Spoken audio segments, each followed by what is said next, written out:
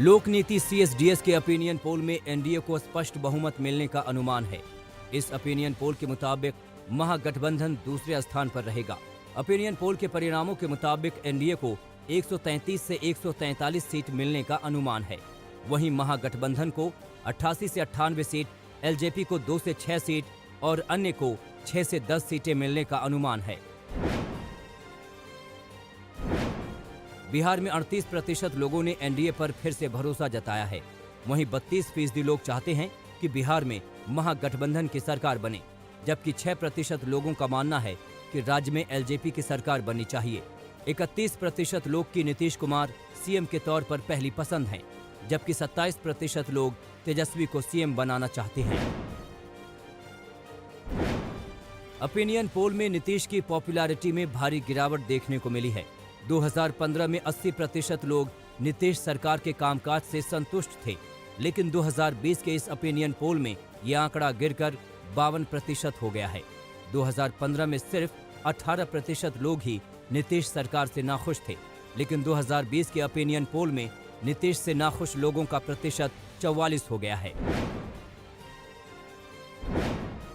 Opinion poll में 29% लोगों ने माना कि विकास चुनावी मुद्दा होना चाहिए, जबकि 20% बेरोजगारी, 11% महंगाई, 6% गरीबी और 7% लोगों ने शिक्षा को चुनावी मुद्दा माना। औरंगाबाद में रैली के दौरान तेजस्वी यादव पर एक शख्स ने चप्पल फेंकी।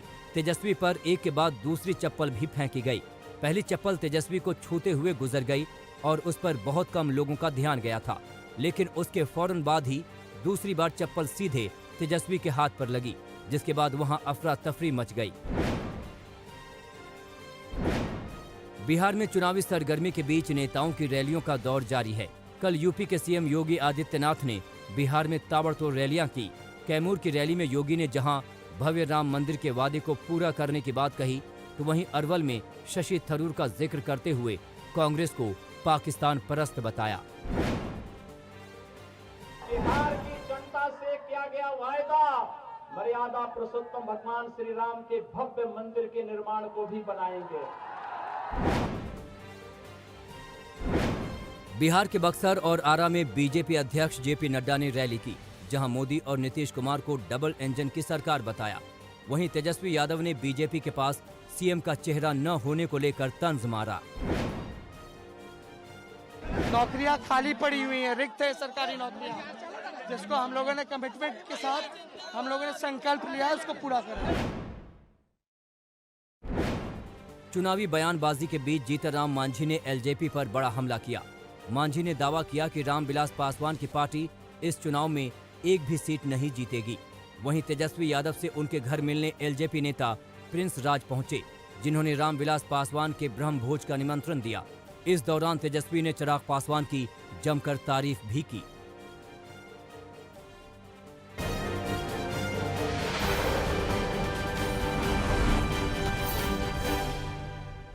बीजेपी के राष्ट्रीय अध्यक्ष जेपी नड्डा ने आरजेडी पर बड़ा हमला बोला है। उन्होंने आरोप लगाया कि माले ने आरजेडी को हाईजैक कर लिया है, जो माले टुकड़े टुकड़े गैंग का समर्थक है। आरा में चुनाव प्रचार के दौरान उन्होंने ये भी कहा कि कांग्रेस, आरजेडी और माले का गठबंधन साधारण नहीं है। ये जो गठबंधन है ना, ये माले, ये कांग्रेस, ये आरजेडी, इसको आप साधारण मत लेना। सबसे पहली बात तो ये है कि यह एक अपवित्र गठबंधन है, अपवित्र गठबंधन, अस्वाभाविक गठबंधन है। और ये तीनों के तीनों इस गठबंधन में समाज के प्रेमी नहीं है, समाज को तोड़ने वाले हैं और समाज में अशांति फैलाने वाले हैं। ये बात आपको समझनी चाहिए। कोरोना के खतरे के बीच बिहार में सभी पार्टियों का चुनाव प्रचार जोर पकड़ रहा है। आज भी कई दिग्गज चुनाव प्रचार करने वाले हैं। यूपी के सीएम योगी आदित्यनाथ भी आज 3 रैलियों को संबोधित करेंगे। उनकी पहली रैली जमुई में, दूसरी भोजपुर में और तीसरी रैली पालीगंज में होगी। वहीं बीजेपी अध्यक्ष जेपी नड्डा बेतिया और मोतिहारी में चुनाव प्रचार करने जा रहे हैं। रक्षा मंत्री राजनाथ सिंह भी बाढ़, नोखा और औरंगाबाद में चुनावी रैलियों को संबोधित करेंगे।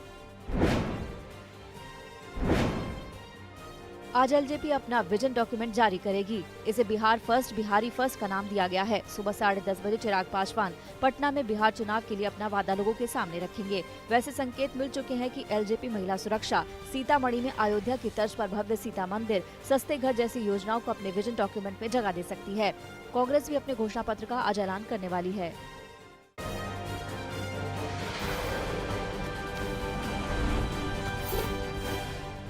जौनपुर के मल्हनी विधानसभा सीट पर हो रहे उपचुनाव में पैसे बांटने का मामला गर्मा गया है। बीजेपी प्रत्याशी मनोज सिंह पर मतदाताओं को पैसे बांटने की तस्वीर सोशल मीडिया पर वायरल होने के बाद विपक्षी पार्टियां कार्रवाई की मांग कर रही हैं। इस मामले में बीजेपी प्रत्याशी ने चुप्पी साध ली है। वहीं मल्हनी विधानसभा के रिटर्निंग ऑफिसर नीतीश कुमार ने जांच कर कार्रवाई करने की बात कही है। केंद्रीय मंत्री स्मृति ईरानी के रायबरेली दौरे के दौरान अजीबोगरीब वाकया सामने आया।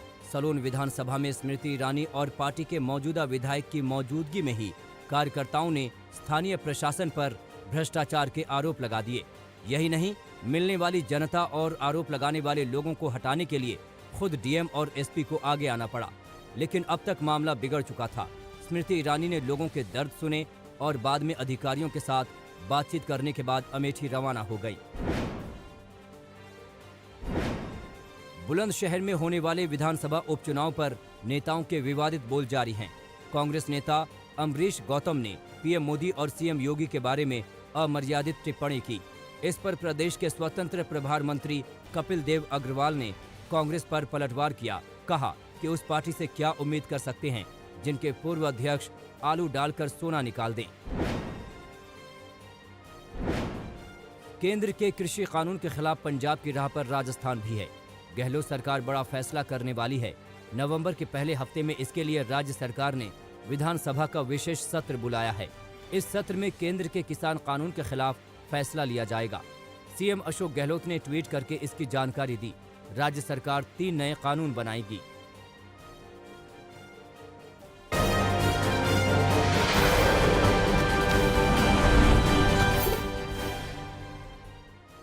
कोरोना संकट के बीच प्रधानमंत्री नरेंद्र मोदी ने 7वीं बार राष्ट्र को संबोधित किया। इस दौरान पीएम मोदी ने कोरोना को लेकर किसी भी तरह की लापरवाही न बरतने की सलाह दी। पीएम ने कहा कि थोड़ी सी लापरवाही हमारी खुशियों को कम कर सकती है। थोड़ी सी लापरवाही हमारी गति को रोक सकती है, हमारी खुशियों को धूमिल कर सकती है। जीवन की जिम्मेदारियों को निभाना और सतर्कता, ये दोनों साथ साथ चलेंगे तभी जीवन में खुशियां बनी रहेगी। जम्मू कश्मीर में सेना का ऑपरेशन ऑल आउट जारी है। पुलवामा में सुरक्षा बलों की आतंकियों से मुठभेड़ हो गई, जिसमें 2 आतंकी ढेर हो गए। सीआरपीएफ और सेना की राष्ट्रीय राइफल्स, जम्मू कश्मीर पुलिस का संयुक्त दल गश्ती करने निकला था, जहां हाकरीपुरा के पास ये एनकाउंटर हुआ। हाथरस में दलित युवती से कथित गैंगरेप और उसकी मौत के केस की जांच में सीबीआई ने पीड़ित परिवार से पूछताछ की, जहां घर वालों से करीब 1 घंटे तक सवाल जवाब किए गए। पीड़िता के भाई से घटना के दिन को लेकर पूछताछ की गई। इसके अलावा सीबीआई टीम ने पीड़ित के घर की छत पर पहुंचकर आरोपियों के घरों की दूरी की भी जांच की। पीड़िता के घर के सामने आरोपी संदीप के घर की दूरी नापी गई।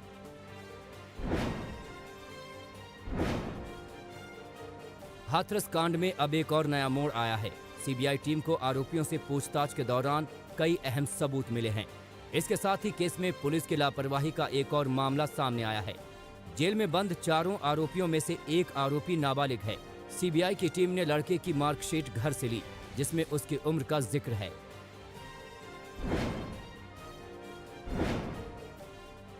हाथरस गैंगरेप केस में अलीगढ़ मुस्लिम यूनिवर्सिटी के मेडिकल कॉलेज में काम कर रहे 2 डॉक्टरों को तत्काल प्रभाव से टर्मिनेट कर दिया गया है।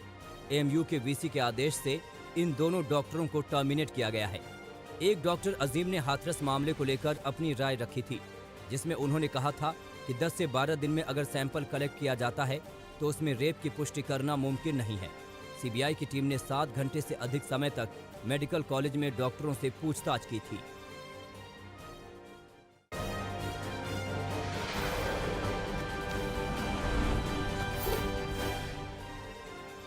बरेली में लव जिहाद के मामले में थाने में जमकर बवाल हुआ। कई संगठनों ने आरोपी को पकड़ने की मांग करने लगे और किला थाने का घेराव कर दिया, जिसके बाद विश्व हिंदू परिषद और बीजेपी नेताओं पर पुलिस ने लाठियां बरसाईं। आक्रोशित लोग थाने में ही धरने पर बैठ गए। लाठीचार्ज को लेकर चौकी इंचार्ज समेत कई सिपाही सस्पेंड कर दिए गए। वहीं इंस्पेक्टर को लाइन हाजिर कर दिया गया।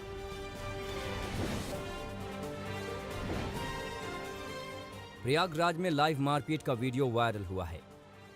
बीच सड़क पर अराजक तत्वों ने जमकर तांडव किया। पिटाई का वीडियो वायरल होने के बाद पुलिस को अराजक तत्वों की तलाश है। फिलहाल पुलिस ने मारपीट के आरोपी 2 युवकों को हिरासत में लिया है। ये वीडियो करीब 1 हफ्ते भर पुराना बताया जा रहा है।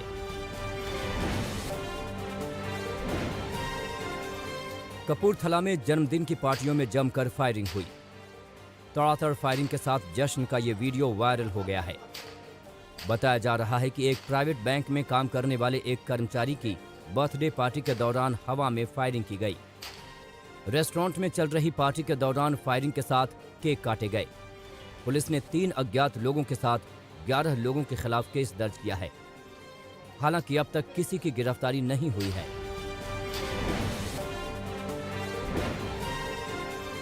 मध्य प्रदेश के अलीराजपुर में एक सब इंस्पेक्टर ने फांसी लगाकर आत्महत्या कर ली। सब इंस्पेक्टर ने अपने आवास पर ही जान दी। मृतक सब इंस्पेक्टर पहले पुलिस इंस्पेक्टर हुआ करते थे, लेकिन उनका डिमोशन कर दिया गया था। एसपी अलीराजपुर ने सुसाइड की जांच के आदेश दिए हैं।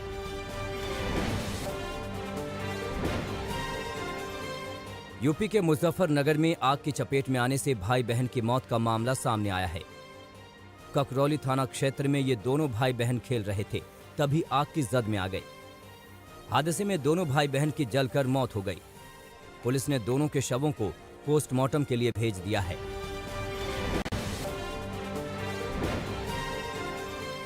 मुजफ्फरनगर में पुलिस और प्रशासन की संयुक्त टीम ने कई जिम पर छापेमारी की। छापेमारी के दौरान अवैध ड्रग्स के साथ 5 जिम संचालक और ट्रेनर गिरफ्तार किए गए। ये अभियान एसएसपी अभिषेक यादव के निर्देश पर चलाया गया। पुलिस को लगातार शिकायत मिल रही थी कि कुछ जिम संचालक जल्दी बॉडी बनाने का झांसा देकर ड्रग्स परोस रहे थे।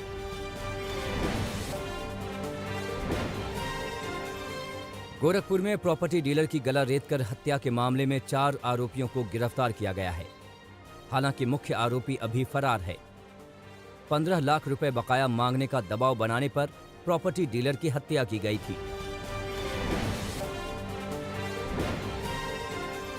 समस्तीपुर मुजफ्फरपुर रेलखंड के बीच पूजा स्पेशल ट्रेन डीरेल हो गया। ट्रेन की 2 बोगियां पटरी से उतरने से कुछ यात्रियों को हल्की चोटें भी आईं। 3 घंटे बाद समस्तीपुर के लिए दुर्घटनाग्रस्त ट्रेन रवाना हुई। अमृतसर से जयनगर ट्रेन के रूट को बदलकर वाया सीतामढ़ी चलाई गई।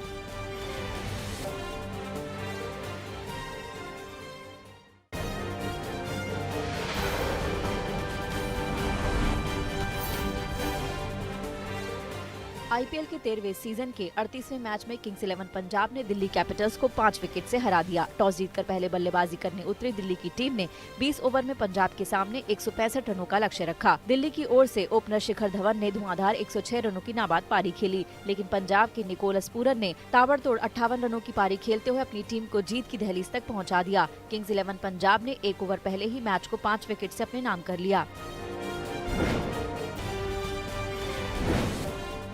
इससे पहले 165 रनों का पीछा करने उतरी किंग्स 11 पंजाब की शुरुआत खराब रही। टीम ने पावर प्ले में 3 विकेट गंवा दिए, लेकिन निकोलस पूरन और ग्लेन मैक्सवेल की अर्धशतक की साझेदारी ने पंजाब को जीत का रास्ता दिखाया। इस जीत के साथ ही किंग्स 11 लगातार तीसरी जीत के साथ पॉइंट्स टेबल के टॉप 5 में पहुंच गई है। हार के बावजूद दिल्ली 14 पॉइंट के साथ अभी भी टॉप पर काबिज है। आपको बता दें कि आईपीएल के इतिहास की दिल्ली अकेली ऐसी टीम है जो अब तक फाइनल नहीं खेल सकी है। आईपीएल में आज कोलकाता नाइट राइडर्स के सामने विराट कोहली की रॉयल चैलेंजर्स बैंगलोर की चुनौती होगी। पॉइंट्स टेबल में 12 अंकों के साथ बैंगलोर तीसरे नंबर पर तो 10 अंकों के साथ कोलकाता की टीम चौथे स्थान पर है। ऐसे में दोनों ही टीमों के लिए मुकाबला काफी अहम होगा।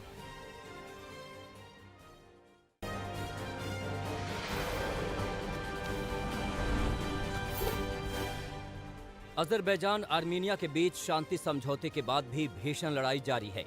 अजरबैजान के रक्षा मंत्रालय ने फुटेज जारी की है जिसमें दावा किया गया है कि आर्मेनियाई सुरक्षा बल तोप के जरिए बमबारी कर रहे हैं। फिजी में ताइवानी अधिकारी पर हुए हमले के बाद विवाद बढ़ गया है। अब ताइवान ने चीन के खिलाफ शिकायत दर्ज कराई है। झगड़े के लिए दोनों देश एक दूसरे को जिम्मेदार ठहरा रहे हैं। दुनिया में कोरोना वायरस का कहर जारी है। कोरोना संक्रमितों की संख्या 4 करोड़ 6 लाख के पार पहुंच गई है। कोरोना महामारी से अब तक 11,23,000 से ज्यादा लोगों की जान जा चुकी है। कोरोना महामारी से सबसे ज्यादा प्रभावित देश अमेरिका में कोरोना से हो रही मौत की संख्या लगातार बढ़ती जा रही है। जॉन्स हॉपकिंस यूनिवर्सिटी के मुताबिक यहां कोरोना से 2.25 लाख लोगों की मौत हो चुकी है।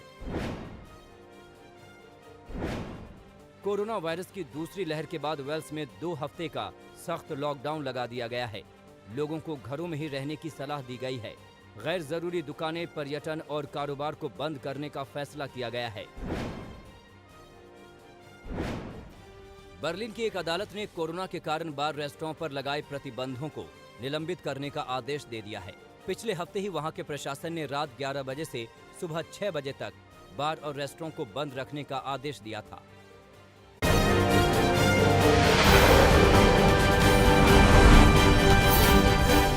नमस्कार, मैं हूं अंजना ओम कश्यप। हमें उम्मीद है ये वीडियो आपको पसंद आया होगा। लेटेस्ट खबरों के लिए यूं ही देखते रहिए आज तक और इस वीडियो के पसंद आने पर लाइक, शेयर एंड सब्सक्राइब करना ना भूलें।